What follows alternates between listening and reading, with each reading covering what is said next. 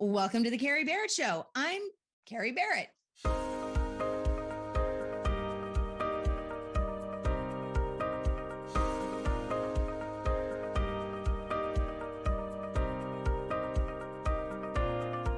Joining us for this episode is Chris Bogue. He is a video coach. He is a sketch comedian. Excuse me, that's what I should say.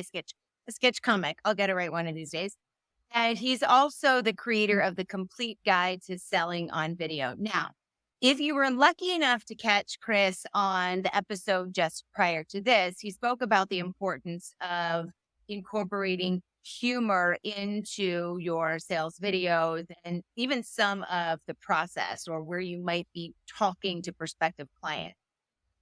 We're talking now about how to use video in sales. So I guess the question to begin with is, how did you start this? How did you go down this path, realizing the importance of video and sales and bringing the two together, much like chocolate and peanut butter?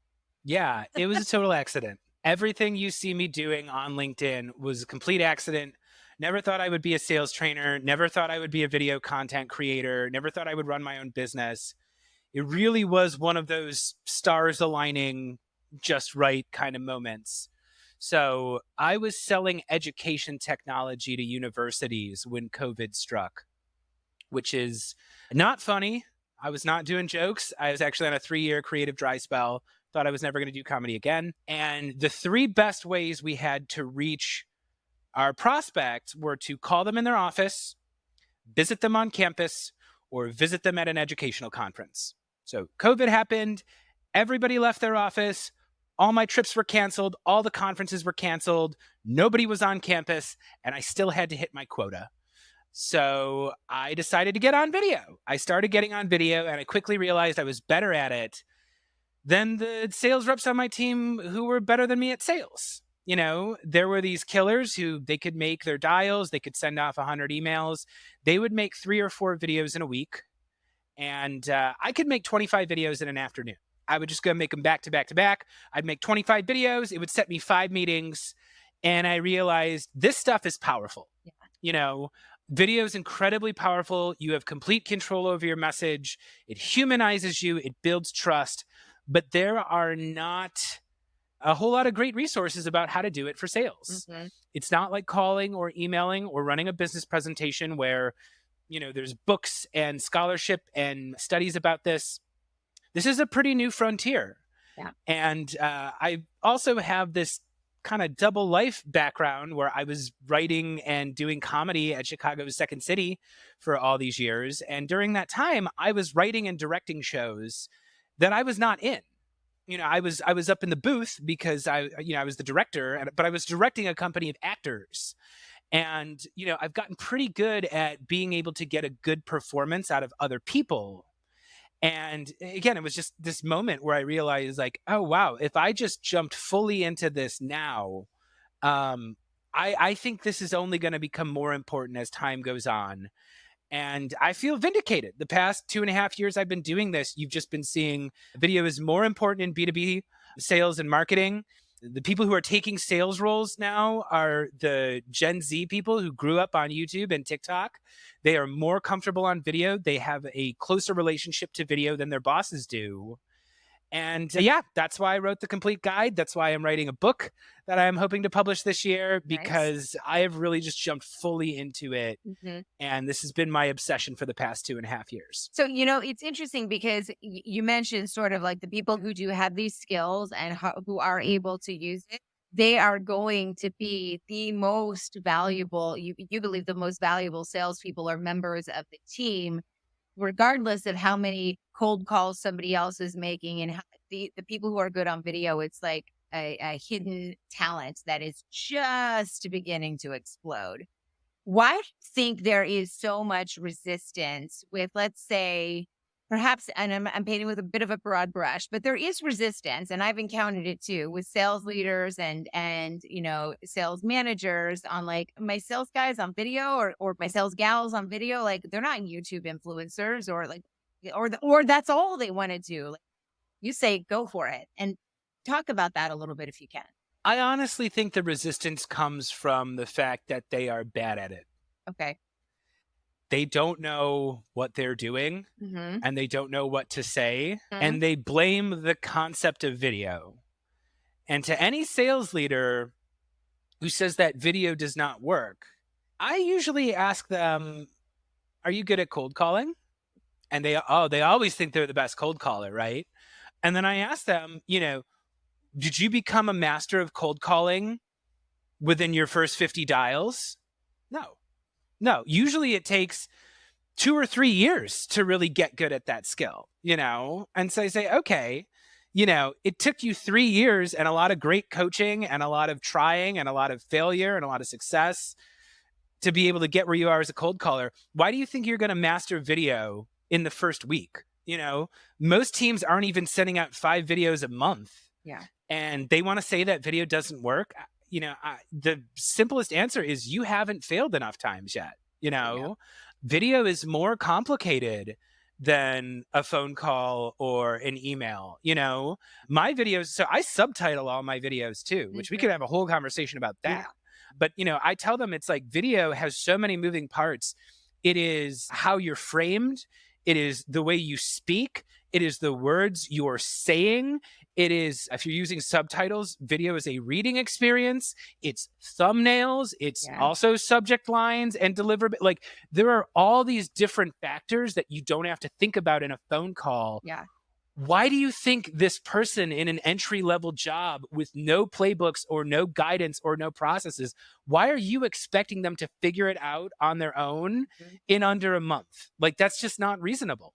Well, I also think too, there's like this expectation, this may or may not be your experience, but there is if you're not in a traditionally, again, creative sort of environment, you think of video as almost like a virtual. I found many people think of it as a virtual white paper. Like I'm just reading off, product features and benefits. And that's really not what it's about. We're all connecting with people who we may never, in fact, ever see in person. And the video is a way to like, make that connection, but also bring them on an experience. Is that sort of mindset shift something you've experienced as well? Oh, wait, you're telling me I'm not just supposed to say, and this product has blah, blah, blah, blah, blah. Like nobody's listening to that or watching it. So I'm doing an event with Josh Braun next week, and it's all about storytelling. And my thing is, like, if you go out there and you lead with facts, Hmm. it's not going to work because the audience isn't going to believe your facts until they believe your story. Hmm. If you are not a credible storyteller, there's no reason for them to believe anything you're saying about how you're going to 300x their income or Yeah. whatever. They have to trust you before they're willing to listen to you. And here's the example I give. So there's a lot of things I think sales teams are doing wrong with video. And again, including there's this mistake that they make where they're like, oh, I'm selling to serious people. Yeah. I'm selling to the C-suite, and all they care about is numbers. So I have to come in with this very serious presentation where I present numbers to them. And again, so here's the example I'll give. I want you to imagine two videos, Carrie. So let's say somebody's selling their services as a personal trainer, right? I always know I'm going to be in trouble when someone sends me a sales video and the background, it's them in a little bubble in the corner of the screen, Uh-huh. and it's my website. Anytime I see that, I'm like, oh God, this person's going to tell me how bad my website is. I take those messages. I get them too. Yes, then that's because again, it's a salesperson who's they're not confident in what they're saying, they're not confident in their performance. So they're showing you something and they're talking about a PowerPoint or they're talking about a screen share. And again, think of these two videos. So video one is it's a picture of me and they're like, "Hey Chris, you don't know me, but I found this picture of you at the beach online and I've circled the parts of your body with excess fat. And I want to talk to you about my proven weight loss system. I help founders lose up to 450 pounds. So let me know if you'd be interested in having a conversation about that." Versus video number two, which has no screen share, it has no pictures of me. And it's somebody saying, "Hey, Chris, you don't know me, but I'm reaching out because I see that video content is a huge part of your business. And I understand that your image is very important to your success. And I wanted to ask you a question. Do you currently work with a personal trainer?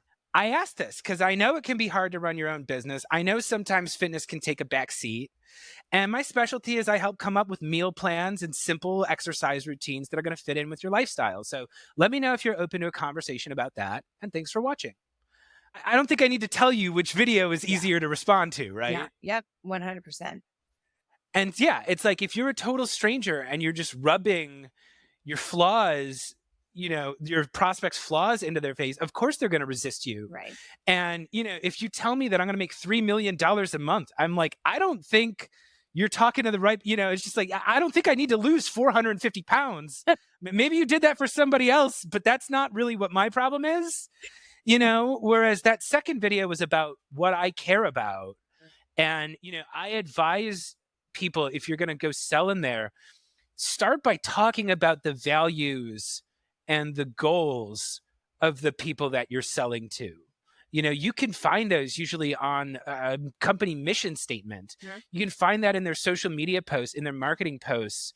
Again, it's the difference between like, hey, here's all the problems I found. Why don't you come give me money because I'm so smart? I'm going to fix all your problems. Yeah. Versus being like, hey, I see your company values diversity.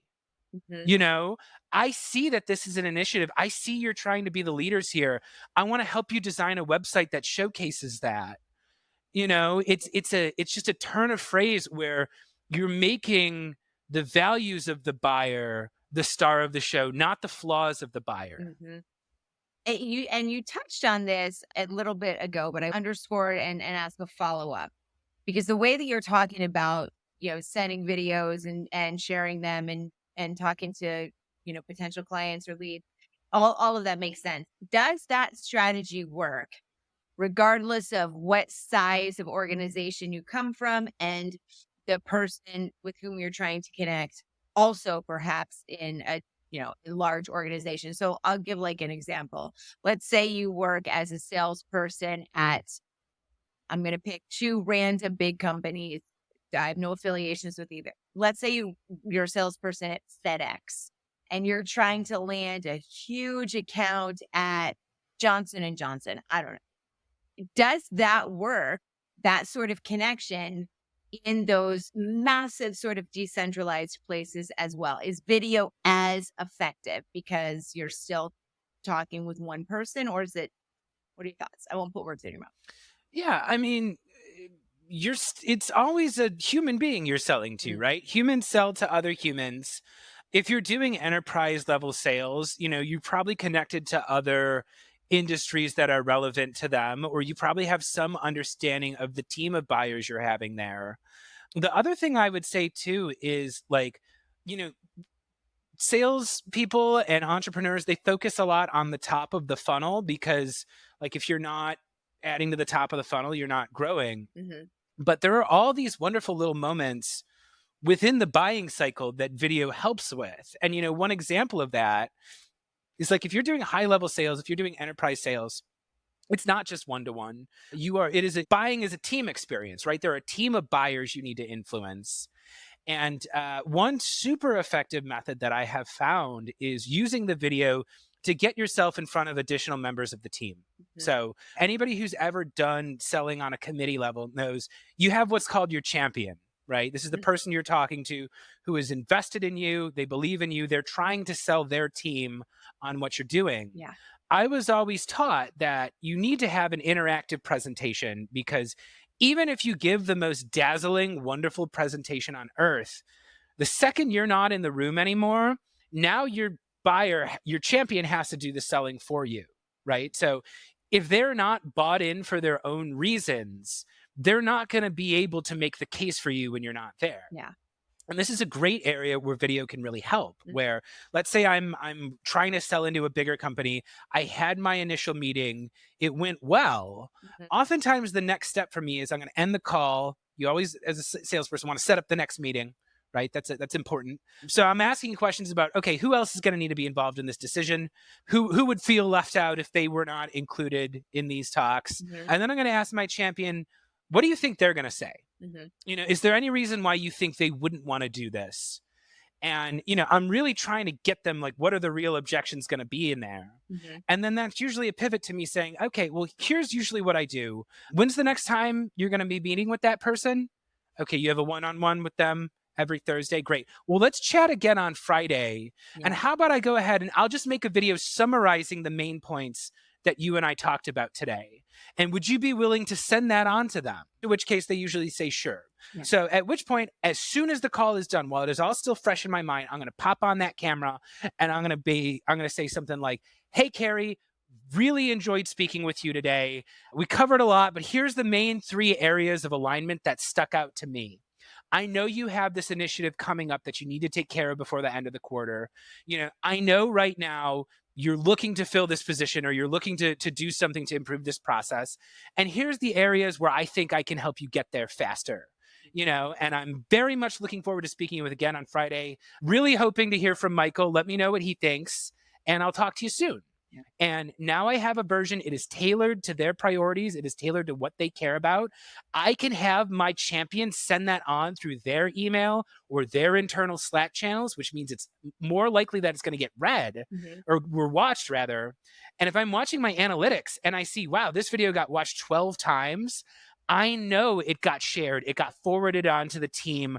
I know they watched it. I know they got the message. Mhm. And what was that message? It's me. It is 1 minute long. It is talking about their priorities and why it's going to be good for them. And now when we have that next meeting, I don't have to bring them in from scratch. Yeah. They've got a little bit, they understand the problem I'm trying to solve. They understand the value that I think I can bring. Now in that next meeting, I can bring data, I can bring case studies, I can ask them maybe some hard questions about what are they going to do to solve it, if not me. Mhm. I can ask questions that highlight that urgency. It's not about the video. It's just the video was the most convenient way for me to lay out my case succinctly Yeah. in a way that is going to resonate with my audience. And it's such an interesting point. You talked about the champion and maybe the other people who also need to buy in, not being in the room. They always talk about you have to have all the decision makers, and sometimes, and yes, that's ideal, but not always. It doesn't always happen. And so one of the other great things, as you're saying this occurs to me, is you could use a video like that to make sure that your champion isn't miscommunicating or mistranslating what you're doing, offering, selling, suggesting to the other people who are part of that decision making process. Exactly. Yeah, you are getting it out the way you want to get it out. Hmm. And again, video is the only format where you have 100% control over everything. You can choose your words. You can show up looking professional. You can show up looking invited and interested in them. You can show them that you've done your homework. You can use all your storytelling gifts, your tone of voice, your eye contact, on-screen visuals, and then they can experience you in an environment where they don't have to defend themselves against you. Maybe they're not 100% convinced on what you're saying, but they don't have to sit there and like argue with you. You know, Hmm. it's really more accommodating to them. What is your process for? I'm gonna ask you two sort of like technical questions. What is your process for shooting a video like that? Is it a matter of like I open up Zoom or I turn on my phone and I send them a Dropbox or a Drive file, or do you dress it up a little bit more than that? Send it via LinkedIn. What's the process for sending out something like that? I just get my people wherever they are. Hmm. I sell a lot on LinkedIn, so I do a lot of video through LinkedIn. Hmm. If we're emailing, I'll do it through email. I teach in my course. It's like I want to make them do as little work as possible. So, like, yeah, ideally that message is not going to have a whole lot of text in there. It's going to have like one or two. And here's another trick that I do that I've never heard sellers do, but it's like, let's say I send that video off. Hmm. And there are programs you could use. I use SendSpark. I'm an advisor for SendSpark. Hmm. But there's Loom, there's BombBomb, there's Vidyard. There's all sorts of programs out there that'll let you see whether or not they watched it. So let's say I send a video on and it doesn't get watched, right? That Friday meeting is coming up. I see nobody has watched it. Nobody has clicked on it. Hmm. That's a signal that they might not show up to the meeting, right? So in that case, what I do is because I subtitle all my videos, I have a transcript available for each of them. So I'll follow up in a day or two and I will just send a screenshot of the transcript Huh? and I'll say, "Hey, Carrie, I just realized maybe it wasn't convenient for you to watch a video. So here's the transcript too. Looking forward to chatting with you on Friday." And now maybe they didn't want to watch it, but they can see, they can read it. Mhm. Again, it's like, and oftentimes the irony is if I send the transcript, then they go watch the video. But I'm always trying to get very lean on the wording and I'm trying to distill my message down to it's like, what are the absolute most important things that I need to get them to understand Yeah. before they have the next conversation with me? And it's like, I don't really care how they get the message as long as they get the message. And you just want it to be succinct and something that they have a better likelihood of watching. So the message, maybe it's not scripted, but it's definitely planned. You've got your bullet points and you know exactly what you want to say. Yeah, and maybe I have marketing materials, maybe I have PDFs, maybe I have videos on my website where it's Mhm. like, hey, if they want to go learn about me in depth, here are links that I've made easy to find on my website, Yeah. or maybe they're in the signature of my email, and maybe they're going to go watch those, but I can't assume they're going to go do all that work on my behalf Right. before I have introduced myself to them. And the video sets up this sense of reciprocity where it's like, I have put my face out there. I have learned about them. I have done my homework. I have prepared something that is short and professional and tailored to them as the first step. Mhm. It's not that hard to watch it if it's only 45 seconds long, and it's Absolutely. that idea they say of give, give, give, give, give, take. Mhm. you know, Most people will just throw out, 1,000 cold emails from their automated program and expect you to set a meeting in return. Like, I have gone through more work to show up being more curious about you, more professional than the rest of your inbox, more educated on where it is your organization is trying to go and what your values are. And now I'm just asking, you know, for a Yeah. simple reply. I'm just setting myself up to make it easier for that person to give it to me. I love it. One more question. You mentioned at the very beginning of this conversation, you can knock out like 25 videos a day, right? You obviously have a workflow and you have a process. How are you using them? Are they similar to videos like this? What is your strategy for distribution? Are they response? Are they outreach? Are they LinkedIn posts? What's the strategy for using all of that for sales, or does it vary? Yeah. So I don't tell people to do 25 anymore. That was when I was that was a job where I was making 100 cold calls a day Yeah. minimum, so like volume was much more important, especially if you're a founder. I say start with five. If you're going to make one, you might as well make five. And if five is too much, you can make three. But the idea is a couple things. One, it helps if the people on that list, so you should be sitting down with a list of people you want to make videos for. Mhm. And it helps if they all have something in common. Mhm. You know, let's say I'm reaching out to like sales leaders. If they're five sales leaders all in the same industry, or they're five sales leaders all with the same personality type, or they're five sales leaders of organizations of all roughly the same size, what I say from video to video is probably not going to change very much. Mhm. I'm going to throw one or two different facts out about them based on the specifics around their company, but I can bang those messages out because they're pretty similar. Yeah. You know, the other example that I give that is the easiest thing for any sales professional to do. So if you're an SDR, a sales development representative, that means your job is cold calling and cold emailing and trying to set meetings. Mhm. And you probably don't get compensated, or you don't get to hit your quota unless the people who you set the meetings with actually show up. And this is what salespeople hate because they spend all this time trying to set the meeting and then the person ghosts on them and it doesn't count towards their quota. So I say if you've been calling and emailing and working long hours just to get these meetings on the calendar, on Friday, before you go home for the week, pull up your calendar, look at every single person who needs to show up next week, and you make a 15-second video to them saying, "Hey, Carrie, looking forward to our chat next week. Here's one thing I want you to keep in mind before the call, and I'll talk to you Tuesday at 9 a.m. Eastern." That little reminder makes them significantly more likely to take the meeting. And again, you don't have to set up a green screen and a screen share Yeah. and introduce your case study. It's a friendly little, "Hey, I'll see you next week." Right. and it just makes them much more likely to not reschedule or not ghost on you. Last note I'm going to leave you on here, just because I feel it's very important. So I classify my leads as either green, yellow, or red. Mhm. A green lead is somebody who is more than 50% likely to go to the next step with me. So these are people I already have a relationship with. These are people who have expressed interest in me. Yeah, I'm looking to hire a video coach. Yeah, we just got a video program. We're looking to ramp up our team. Green leads always get videos Mhm. throughout the process, right? Because these are the people who are most likely to close. Yellow is a coin flip. I honestly, they fit my ideal customer profile. I have not collected any signals from them, Mhm. whether they go one way or another. They get a video. The red leads, you could probably assume, are a less than 50% chance. These are people who are dodging my meetings. These are people who've told me no in the past. These are people who avoid my calls, who get angry when I call them. I do not make custom videos for the red leads. Okay. B2B does this the exact opposite of me.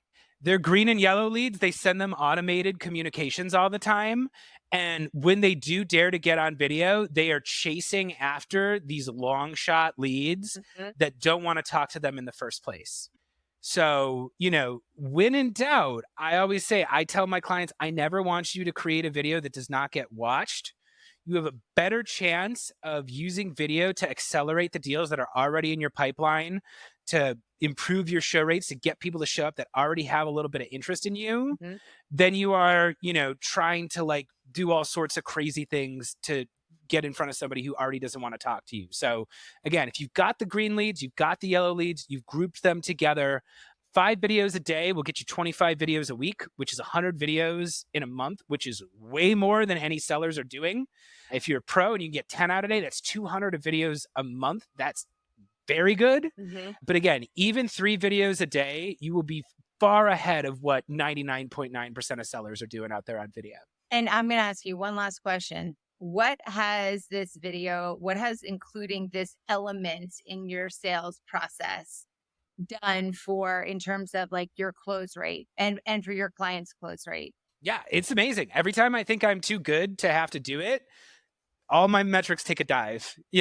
Anytime I'm like, I'm Chris Bogue, I'm so funny, boop, boop, boo, I'll just send, a little DM being like, oh, see you tomorrow. They say, hey, something came up, let's push this back.